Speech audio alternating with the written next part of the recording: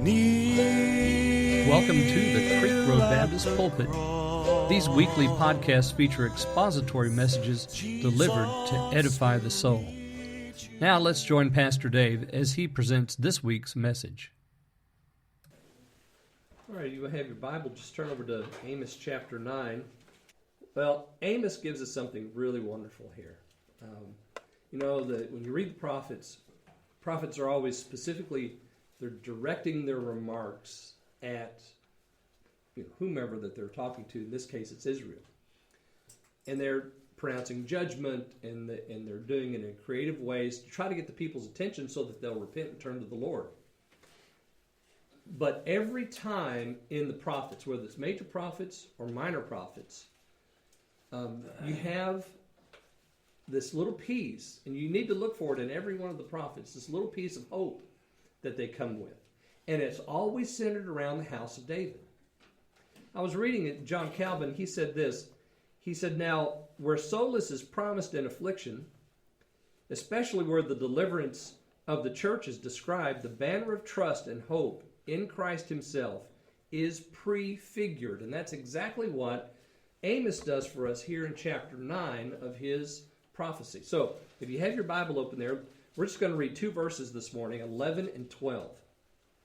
And here we have the promise of Christ prefigured in the ministry of Amos. And he does this wonderful thing for us. He reaches back into the history of Israel and grabs something. And he reaches forward into the history of the church and grabs something. And he brings them together for us. So look, in 11. "In that day I will raise up the fallen booth of David, and will wall up its breaches. I will also raise up its ruins, and rebuild it as in the days of old, that they may possess the remnant of Edom, and all the nations who are called by my name, declares the Lord who does this." So, the solace promised here in Amos is found here in chapter 9, verse 11. In that day. So he looks forward to something that's going to happen, and it's wonderful. It's absolutely wonderful. He says, "In that day, I will raise up the fallen booth of David." Now, of course, this is not Amos speaking. This is the Lord speaking. He looks ahead to the Messiah, and he says, "I will raise up the tabernacle," or the booth of David, "that is fallen down." And this is a feat that only God can do. So only he can do this work. But for us to understand how wonderful it is, we need to go back to 1 Samuel, 2 Samuel. If you have your Bible in your lap, just turn back to 2 Samuel with me. Go back to 2 Samuel, and we're going to look at chapter 6.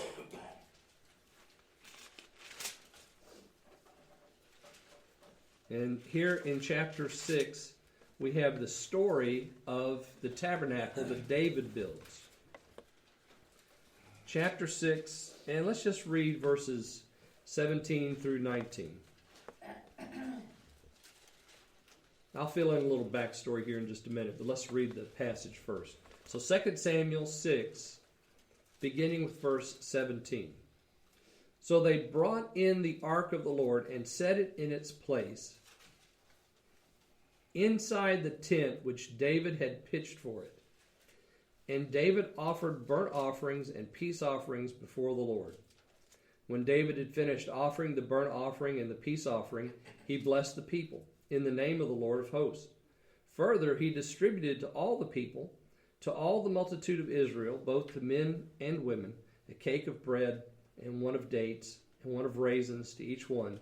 Then all the people departed, each to his house." So David brings in the ark to Jerusalem. And in doing this, there's a little backstory here. The ark had been captured by the Philistines. And you know the story of Ichabod, right? The boy that was born, and he was born to one of Eli's sons. And Eli and both of his sons were killed when the ark was taken. Went to the Philistines, stayed there for a little bit. The Lord had a hand to destroy the gods of the Philistines, and then they didn't want it anymore, so they sent it back. And eventually the Jews took the ark and they put it in the home of a man named Obed-Edom. And David saw that the home of Obed-Edom was blessed because the ark was there. And so he said, I want that. I want that blessing. So he goes and he gets the ark and he brings it up to Jerusalem. And he builds a little booth for it, this little tabernacle. So he puts the ark in the tabernacle and then he closes it off so that nobody can get in and see it. But right there in the city of Jerusalem, we had the ark. We had some sacrifice being done there before the ark. But it didn't go back to the original tabernacle that Moses had created. That was still in Shiloh. But it didn't go back there. It went back to Jerusalem. It went to Jerusalem for the first time. So David brings it there because he wants the blessing of the Lord to be on him, to be on his house, and to be on the city of Jerusalem. And so while it's there, everyone has access to the Lord. You don't have to have a court of the Gentiles. You don't have to have a court of the women. You don't have to have a court of the men. You don't have to have a place where the sacrifice is done. You don't have the priesthood that's going in and out of the holy place. You don't have the ark in the holiest place of all. You don't have all of that happening. What you have now is access.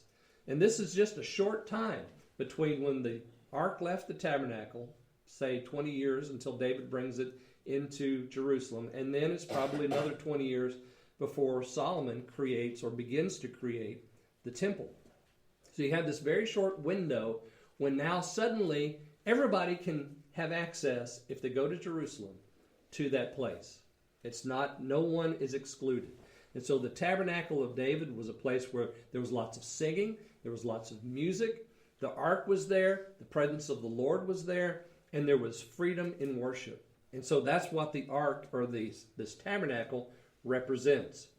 So we need to consider this thing that David created as what Amos is telling us here in Amos chapter 9, this tabernacle or booth that David made for the ark. It's a beautiful representation of how the church presents the Lord to the world. It's free. Anyone can come. It's open to all. And the blessing of the Lord is just waiting. Just like David. When he saw the blessing on Obed-Edom's house, he said, I want that. And so he brought it to Jerusalem so that everybody could have that. This tabernacle is also a prefigurement of the church. Just as the presence of God to which any man could come was in that place, in that tabernacle, so now the church has the presence of the Lord. And anyone can come and receive that presence. The booth also represents David's royal family, which is lost to us after the fall of Jerusalem. There's no more kings of David's line that rule in Jerusalem from the time that Jerusalem falls by the Babylonians until we read in Matthew chapter 1, verse 1 about this lineage of David that Jesus falls into.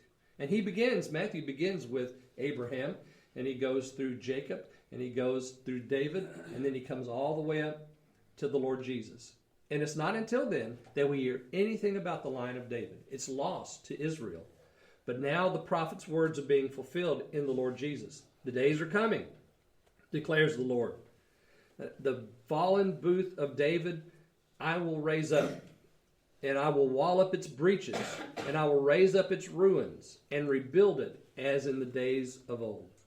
Now you notice that the prophet describes in vivid fashion the Lord's work and the damage that's been done to David. He says there, I will wall up its breaches. And that's a really good translation. King James has, I will close up the breaches. You remember when Nehemiah was reconstructing the wall. They had holes in the wall, great big gaps, and they would gather up all the rubbish, the fallen stones, and they would put them back in their place and take mortar and paste them into place so that that wall was strong again. That's exactly what's being done here. The Lord says, I'm going to take a stone, masonry, and mortar, and I'm going to repair that, and it's going to look like a brand new wall. It's going to be as strong as ever. So the Lord's going to wall up its breaches. He's going to raise up its ruins. So this is something that the Lord, only this could be done. The ruins remind us of this city that the Syrians are going to destroy, the city of Samaria. You remember I was talking last week how they found such little bitty pieces of ivory just all over the top of that hill. Not a building in sight. just crumbs that were left. Who can put together a city again with crumbs? Only the Lord can. And he's going to raise up the city, or he's going to raise up David's tabernacle that's just going to be just like this city of Samaria. Nothing left. But the Lord can take it and make it whatever he wants. I will raise up its ruins. When the ruins are pebbles, who can do the work but our Lord? Yeah. Well, that just speaks to me. I don't know. I think about my life and the life of people that I've known that have been in ruins, and then they come to know the Lord Jesus, and it's like just a renewal happens, a rebuilding, a patching, a recreation of something from nothing, from ruins. He's the only one that can do this kind of thing because he's the creator of all things. He goes on to say, he says, I will build it as in the days of old. Now, I translated this passage for myself, and these words, so many of these words are so well done by the King James and other translations, but I noticed this word old. You notice there in what verse is that, 11? Right there at the end of 11. He says, I will build it as in the days of old. That word old, most of the time that word is translated eternity or eternal. But here, it's a good translation, this word to translate it, of old. But when I was thinking about what the Lord's going to do with the church and with the Lord Jesus, he reaches back into the past to remind us about David's tabernacle that's fallen down, his royal line and all the rest. But then he reaches into the future, and we get a glimpse of Messiah, David's son, on his throne. And so I would almost like to see this translated, and I will build it as in the days of future eternity. Because Messiah is going to reign forever. And Isaiah has this statement in Isaiah chapter 16. He said, and in mercy shall the throne be established, and he shall sit upon it in truth in the tabernacle of David. Who's he talking about there? He's talking about the Lord Jesus. Judging and seeking judgment and hastening righteousness. So Isaiah looks back, but he also looks forward to the one who's going to come and sit on the throne that's going to be inside the tabernacle of David, as in the days of old, or perhaps as in the days of future eternity. The Messiah is coming. Isaiah gives us this example of this enduring kingdom that's going to happen. And then notice what he says.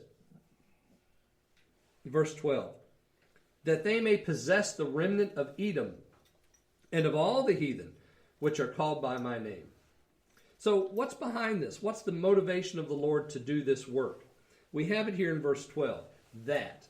He tells us in that day, I'm going to do X, Y, and Z. I'm going to raise up the tabernacle. I'm going to repair the breaches. I'm going to raise up its ruins. I'm going to build it just like it was, and like it's going to be.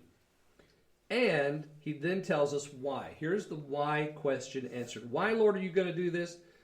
Verse 12.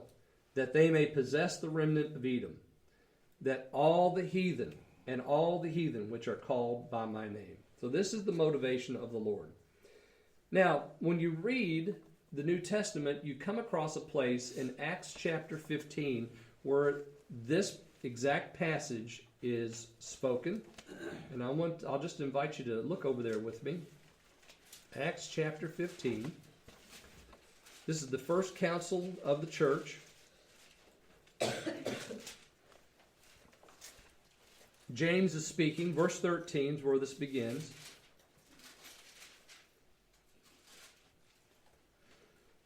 Acts 15:13. After they had stopped speaking, James answered and saying, Brethren, listen to me. Simon has related how God first concerned himself about taking from among the Gentiles a people for his name. With this the words of the prophets agree, just as it is written, After these things I will return, and I will rebuild the tabernacle of David which has fallen, and I will rebuild its ruins, and I will restore it, so that the rest of mankind may seek the Lord, and all the Gentiles who are called by my name, says the Lord who makes these things known from long ago. So James, talking about the gospel going to the Gentiles, says, this is it. This is exactly what Amos was speaking about. Now, as you read that passage there in Acts 15, you notice there are a few things that are different. So verse 11 is the same. I'll rebuild the tabernacle which has fallen. I will rebuild its ruins, restore it, so that the rest of mankind may seek the Lord. There's where it changes. So verse 12 in Amos is not quite like verse 12, or verse 7, yeah. Verse 12 in Amos is not like 17 in Acts 15. So what is it that James is reading from or thinking about? Well, in the book of Amos, that idea of that they are going to possess the remnant, some places you'll read that word as residue. I like that particular translation myself. But the residue of Edom. The word that's translated there, Edom, is the same word that's used that is written for the word man. And so when James says that the rest of mankind, we can read the residue of men, as other translations have that. So here in Amos it's Edom, but James is reading it as men. So they're going to, the rest of men, or the residue of men, may seek the Lord. So what we have here is a reading from Amos by the apostle, and then an interpretation of Amos by the apostle. That what's going to happen is when the Lord raises up this tabernacle of David, which he has done in the Lord Jesus, then the rest of the men of the world, not just the Jews, but everybody's going to come. And it's going to be a place where they can seek the Lord.